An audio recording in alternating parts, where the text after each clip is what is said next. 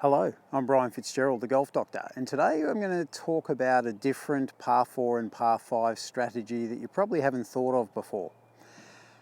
I've been a golf pro now for 35 years and I teach a lot of people. I'm a full-time golf coach, and the most common thing that people tell me when they come for a lesson and I ask about what is it that's stopping you from getting a better handicap, most people say they don't hit the ball far enough. And I'm talking about people that shoot 90 and above in particular. And they all say the only way I'm going to get better at this game is if I can learn to hit the ball further. Well, it's not actually true. And in this video, I'm going to show you that it's far from true. If you think about it, a bogey on every hole gives you a score of 90 if the par is 72, which gives you an 18 handicap. And you don't need to hit it very far to have a bogey on every hole. That's pretty much what this video is about, and I'm going to show you a different way of approaching it. Okay, so here we have a par 5. It's 460 metres long, which is around just over the 500 yard mark. And typically most people tend to think, oh, the dogleg left, I've got to hit a draw with my driver around the corner, but it's a fairly narrow hole. And what invariably happens is people pull the drive too far left, or they slice it into the right-hand trees. Then we get up to where the second shot is, and there's those two trees there. Those two trees block out quite a few second shots.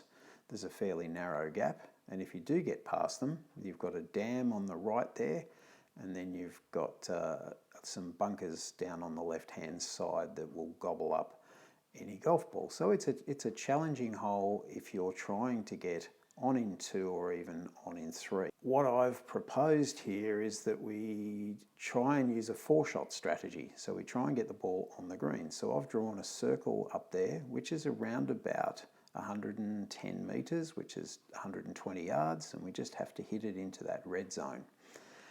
And that should be fairly comfortable. So I've got another red zone up there, which is about 110 metres, roughly 120 yards. So once again, there's no dogleg to worry about. You can just hit it straight in that direction and try and get it into that little red zone there. So it should be a fairly simple shot. And then we've got the shot left between the two trees. Instead of trying to get the water in play, if we hit it about 110 metres, 120 yards, that should get us, with a fairly lofted club, to get it into that little zone there, which makes it easy for us to approach our next shot and get it on the green. It also takes the dam out of play, and it takes the bunkers on the left pretty much out of play. Then we've got left around about 90 to 100 metres, 100 yards, 110 yards, something like that, and it's a fairly simple shot.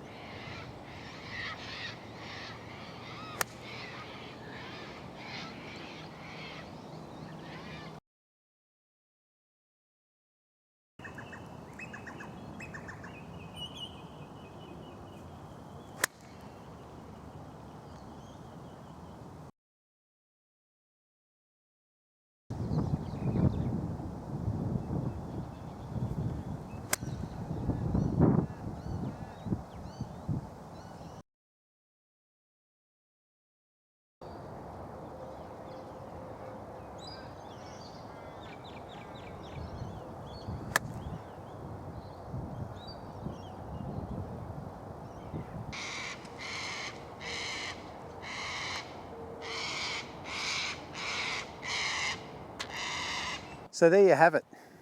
There's a different way of thinking about what you need to do on par 4 and par 5 holes. Just because it says it's a par 4 or a par 5 doesn't mean to say you need to use the driver. Now, I'm not saying everyone should do this, but it's just worth thinking about. There are many ways of having bogeys, and there's an easy way and there is a hard way. So thank you for letting me help you with your golf. I'm Brian Fitzgerald, the Golf Doctor, and I look forward to seeing you in my next video.